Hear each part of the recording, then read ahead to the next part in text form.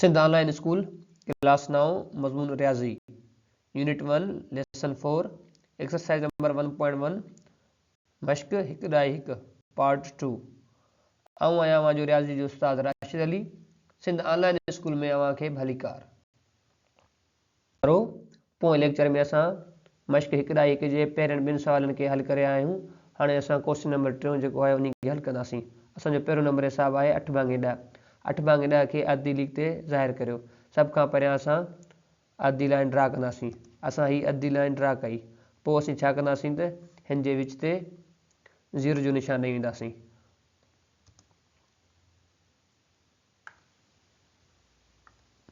हिते असां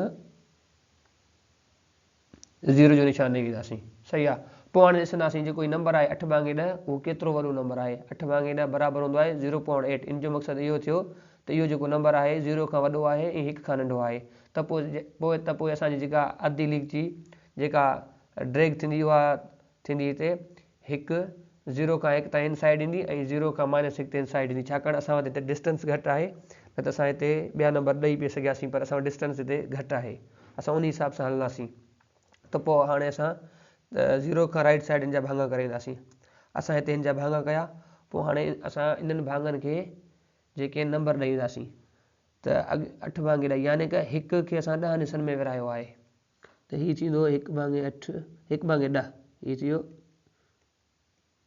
1/10 2/10 3/10 4/10 5/10 6/10 7/10 8/10 9/10। हीअ पूरो थी वियो 1। हाणे असां लेफ्ट साइड बि अहिड़े तरीक़े सां नंबर ॾेई वेंदासीं। हाणे हिते बि असां नंबरिंग करे था वञूं। हीअ थींदो हिते -1/10 -2/10 -3/10 -5/10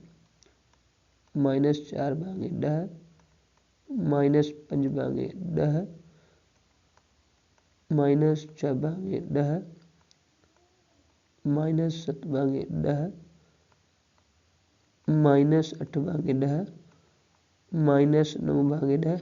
हीअ थियो असांजो -1।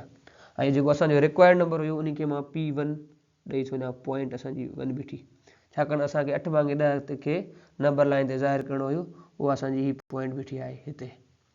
हीअ 1 खां जेको आहे नंबर नंढो आहे ऐं 0 खां वॾो आहे। त असांखे जेको अहिड़े तरीक़े सां 8/10 खे असां अधी लाइन ते ज़ाहिर कयोसीं। हाणे असां सम नंबर चौथों हल कंदासीं। चौथों नंबर सम आहे -1 सॼा 1/4। हाणे हिन खे असांखे अधी लीक ते ज़ाहिर करिणो आहे। इन जे लाइ असां सभ खां पहिरियां अधी लाइन ड्रा कंदासीं।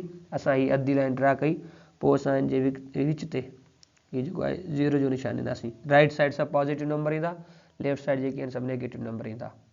हाणे असां ॾिसूं त हीअ जेका लाइन आहे उनजी लेंथ केतिरी आहे। -1 सॼा 1/4। इहो जेको नंबर आहे जो मतिलबु इहो थियो त इहो नंबर -2 खां नंढो ऐं -1 खां वॾो आहे।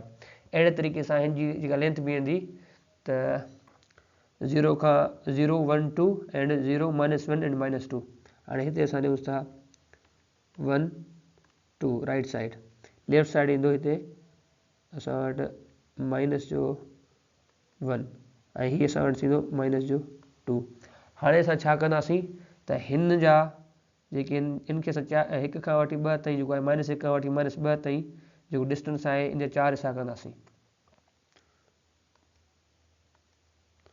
हिन जा असां 4 हिसा कयासीं। त असां हाणे हिन खे छा ॾींदासीं, हिन खे नंबर ॾेई ॾींदासीं। हीअ थींदो -1 सॼा 1/4 -1 सॼा 2/4। हीअ थियो -1 सॼा 3/4। हीअ थींदो वञी -1 सॼा 4/4 थिया, पर इन खे असां ईअं कोन लिखंदा आहियूं। असां हिन खे ॾींदासीं 2, छाकाणि हीअ डिस्टेंस असांजो पूरो थी वियो। अहिड़े तरीक़े सां असां जेको आहे ही समय ते पूरो थियो, पर हिन सां पॉइंट खे नालो ॾेई था छॾियूं P1। त जीअं असांखे ख़बर पए त असां कहिड़ी पॉइंट फाइंड आउट कईसीं, असांजी ही पॉइंट आहे जेका असांखे मिली। हाणे असां क्वेश्चन नंबर 3 जो पार्ट नंबर 5 कंदासीं। पार्ट नंबर 5 आहे 2/3। हाणे असां इहो ॾिसंदासीं अधी लीक ते 2/3 कहिड़ी जाइ ते आहे। इन जे लाइ सभु खां अवल असां अधी लाइन ड्रा कंदासीं। अधी लाइन असां ड्रा कई, पोइ इन जे विच ते असां हिनखे 0 जो निशान ॾींदासीं। हीअ असांजो 0 जो निशान आहे। पोइ असां राइट साइड पॉजिटिव नंबर ॾेई वेंदासीं। हिते थी वियो 1, हिते थी वियो 2।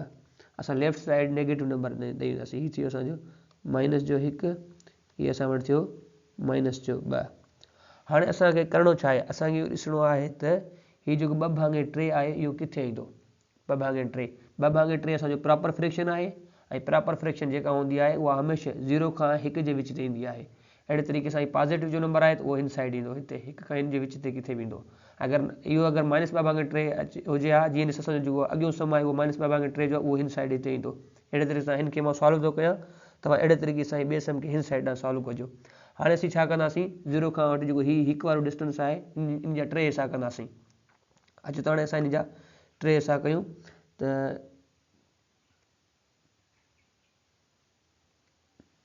पर तव्हां जेको हिन जो डिस्टेंस आहे उहो बराबरि रखिजो। हाणे हिते जेको पहिरियों जेको हिसो आहे उहो मूंखे नंढो थी वियो आहे, पर तव्हांखे मुकमल 3 हिसनि में हिनखे विराइणो आहे। हाणे मां हिनखे जेके नंबर ॾेई ईंदुसि, त हीअ थियो असांजो 1/3, हीअ थियो असांजो 2/3, हीअ 3/3 थिया। पर असां हिनखे 3/3 न लिखंदा, छाकाणि जॾहिं उहो डिस्टेंस मुकमल थींदो आहे अॻियो नंबर अची वेंदो आहे, पोइ 0 खां पोइ हिते 1 अची वेंदो। अहिड़े तरीक़े सां असांजी गिवन पॉइंट हुई ही 2/3, हिनखे मां नालो ॾींदुसि P पॉइंट यानी कि P1। अहिड़े तरीक़े सां असांजो हीउ सम सॉल्व थियो, ऐं जेको अॻियो सम आहे उहो तव्हां पाण करे छॾिजो। अहिड़े तरीक़े सां मां हर हिकु सम जो मतिलबु तक़रीबन 6 हुआ, 6 मां मूं 3 कया, छाकाणि त अगरि मां हिकिड़ो पॉजिटिव जो कयो आहे नेगेटिव जो रहायो आहे, अगरि मूं नेगेटिव जो कयो आहे त पोइ वरी पॉजिटिव जो रहायो आहे, उहो तव्हांखे पाण करिणो पवंदो। ऐं उहे साॻे तरीक़े सां थींदा जीअं मूं ई कया आहिनि, पर मूं अगरि राइट साइड कयो आहे तव्हांखे लेफ्ट, इहो तव्हां कॉमन सेंस खां इहे सम जेके आहिनि पाण सॉल्व करे छॾिजो। 12 हाणे सवाल नंबर 4 आहे, can U make a list of all real numbers between 1 and 2। छा तव्हां सभिनी हक़ीक़ी अदनि जी 1 खां 2 ताईं लिस्ट ठाहे सघो था? त हिन जो आंसर थींदो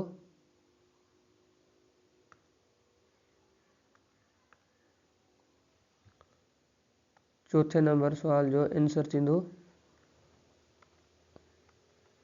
नो V cannot make list of all real numbers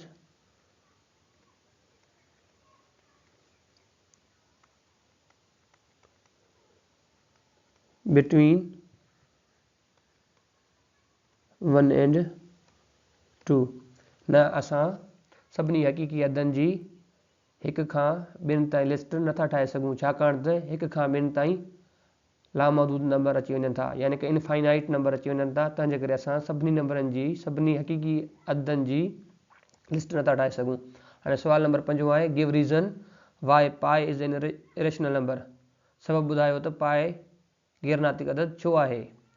हाणे 5 नंबर सवाल जो जवाबु थींदो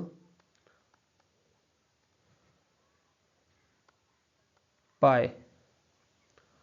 पाए इज़ एन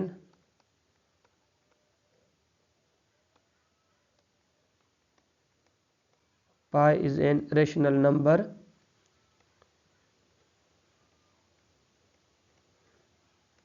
because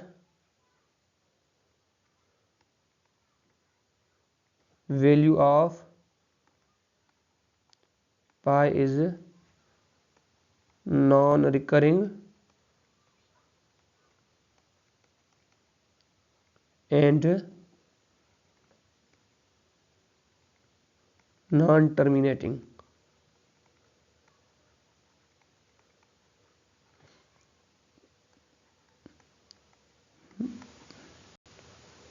डेसिमल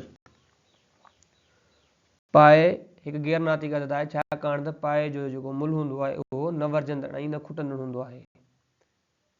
अहिड़े तरीक़े सां असांजा ही ॿई क्वेश्चन हल थी विया। क्वेश्चन नंबर 6 आहे tick the correct sign the correct statements. सही बयाननि ते सही जो निशान लॻायो। पहिरों नंबर क्वेश्चन आहे असां वटि 5/7 is an example of irrational number. 5/7 गैर नातिक अदद जो मिसाल आहे। त 5/7 जेको आहे उहो P/Q जी सूरत में लिखियलु आहे ऐं इहो नातिक अदद आहे। त असां चवंदासीं त 5/7 जेको आहे उहो नातिक अदद आहे। त असांजी जेका पहिरीं स्टेटमेंट आहे उहा ग़लति आहे। पाए इज़ एन इरेशनल नंबर। पाए गैर नातिक अदद आहे। जी हा बिल्कुलु, पाए जी जेका वैल्यू हूंदी आहे उहा non recurring and non terminating हूंदी आहे। त जेको सेकेंड नंबर असांजो जेको पार्ट आहे उहो बिल्कुलु दुरुस्त आहे, यानी कि सही आहे। टियों नंबर असांजो क्वेश्चन आहे 0.31591 is an example of non terminating and non recurring decimal fraction. 0.31591 जेको आहे उहो न वरजंदड़ ऐं न खोटंदड़ ॾाई अणपुर जो मिसाल आहे। जी हा बिल्कुलु इहो सही आहे। हाणे चौथों नंबर असां वटि पार्ट आहे उहो 0.123 bar is an example of recurring decimal fraction. जी हा बिल्कुलु इहो सही आहे, छाकाणि त असां 0.12333 खे असां लिखी सघूं था 0.123 रिपीट पियो थिए त 3 जे मथां असां बार ॾींदा आहियूं। जी हा इहो बिल्कुलु सही आहे। ऐं पंजो नंबर जेको सुवाल आहे उहो आहे त 1/3 ऐं 2/3 आर लाइंग बिटवीन 0 एंड 1। 1/3 ऐं 2/3 जेके 3 आहिनि उहे 0 ऐं 1 जे विच ते ईंदा आहिनि। जी हा बिल्कुलु 1/3 ऐं 2/3 प्रॉपर फ्रैक्शन जा मिसाल आहिनि ऐं प्रॉपर फ्रैक्शन हमेशह 0 ऐं 1 जे विच ते ईंदी आहे। जेकॾहिं उहे पॉज़िटिव आहिनि त 0 ऐं 1 जे विच ते ईंदियूं, ऐं जेकॾहिं प्रॉपर फ्रैक्शन जेका आहे उहा नेगेटिव में आहे त उहा 0 खां -1 जे विच ते ईंदी। त ही बिल्कुलु करेक्ट आहे। ऐं हाणे असां वटि आख़िरी सवाल 1/√3 is an example of rational number. न, इहो जेको आहे ग़लति आहे, छाकाणि त 1/√3 जी जॾहिं असां वैल्यू कढंदासीं या non recurring and non terminating ईंदी, तंहिंजे करे इहो गैर नातिक अदद आहे। ॿारो अॼु जो लेक्चर हिते पूरो थियो। वरी मिलंदासीं ॿिए सबक़ में। तेसीं ताईं अला भाई।